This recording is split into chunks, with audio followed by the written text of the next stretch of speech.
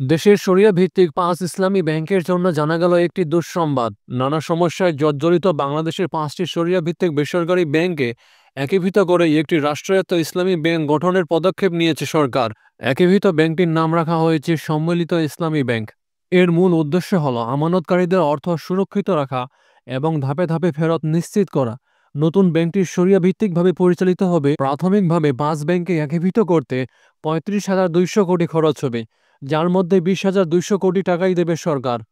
তবে দুঃসংবাদটি হচ্ছে ৫ ইসলামী ব্যাংকের কর্মীদের জন্য। একীভূত হওয়া ৫ ব্যাংকের কর্মীদের বেতন কমানোর সিদ্ধান্ত, এমনই একটি প্রতিবেদন উঠে এসেছে বাংলা ট্রিবিউনের প্রতিবেদনে। এ বিষয়ে বিস্তারিত থাকবে আজকের এই ভিডিওতে। ভিডিওটি শুরু করার আগে ছোট্ট একটি রিকোয়েস্ট, আপনি যদি আমার চ্যানেলে নতুন হয়ে থাকেন, এরকম গুরুত্বপূর্ণ ভিডিও সবার আগে আপডেট পেতে ভিডিওটি লাইক দিয়ে চ্যানেলটি সাবস্ক্রাইব করে সাথেই থাকুন। আর সম্পূর্ণ ধারণা পেতে ভিডিওটি না টেনে শুরু থেকে শেষ পর্যন্ত দেখুন। অর্থনৈতিকভাবে দুর্বল ৫টি শরিয়া ভিত্তিক ব্যাংকের একীভূতকরণ প্রক্রিয়ার অংশ হিসাবে বেতন ও অন্যান্য সুবিধা কমানোর সিদ্ধান্ত নেওয়া হয়েছে।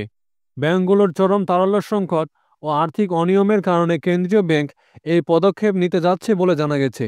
বিশ্লেষকদের মতে, বেতন ভাতা কমানোর সিদ্ধান্ত কর্মীদের জন্য সরাসরি নেতিবাচক প্রভাব ফেলবে এবং এটি সামগ্রিকভাবে ব্যাংকিং সেক্টরে অস্থিরতা বাড়াতে পারে।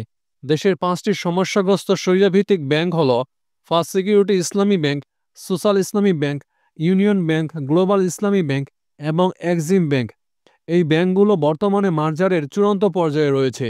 এই ৫ ব্যাংককে একীভূত করে সম্মিলিত ইসলামী ব্যাংক পিএলসি নামে নতুন একটি রাষ্ট্রায়ত্ত ব্যাংক গঠন করা হচ্ছে, যার লক্ষ্য আর্থিক স্বাস্থ্য পুনর্গঠন ও সুশাসন প্রতিষ্ঠা। বুধবার ২৬ নভেম্বর বাংলাদেশ ব্যাংকের প্রধান কার্যালয়ে ৫ ব্যাংকের প্রশাসকদের সঙ্গে বৈঠকে এ সিদ্ধান্ত নেওয়া হয়। কেন্দ্রীয় ব্যাংকের বৈঠকে ৩৫০ কোটি টাকা নতুন তারল্য সহায়তা অনুমোদন করেছে। তবে বেতন ভাতা পরিশোধের জন্যই এ সহায়তা সীমিত রাখা হয়েছে। বৈঠকে সভাপতিত্ব করেন বাংলাদেশ ব্যাংকের গভর্নর ডক্টর আহসানিজ মনসুর।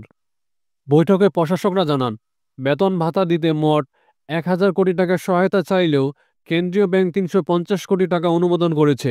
একই সঙ্গে ব্যাংকগুলোর দুর্বল আর্থিক অবস্থার কারণে কর্মীদের বেতন ও অন্যান্য সুবিধা কমাতে নির্দেশ দেন গভর্নর। একজন প্রশাসক জানান, ৫ ব্যাংকের প্রায় ১৬,০০০ কর্মী রয়েছেন এবং খুব শিগগিরই বেতন সুবিধা কমানোর সিদ্ধান্ত কার্যকর হতে পারে।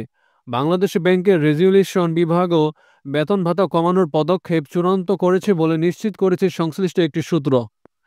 এই মাসের শুরুতে ৫ দুর্দশাগ্রস্ত ইসলামী ব্যাংকে একীভূত করে নতুন রাষ্ট্রায়ত্ত সম্মিলিত ইসলামী ব্যাংক পিএলসি গঠনের প্রাথমিক অনুমোদন দিয়েছে বাংলাদেশ ব্যাংক। অন্তর্বর্তীকালীন সরকার দায়িত্ব নেওয়ার পর থেকে এখন পর্যন্ত ব্যাংকগুলোকে মোট ৩৫,০০০ কোটি টাকা তারল্য সহায়তা দিয়েছে কেন্দ্রীয় ব্যাংক, যা এখনও ফেরত দিতে পারেনি সংশ্লিষ্ট ব্যাংকগুলো।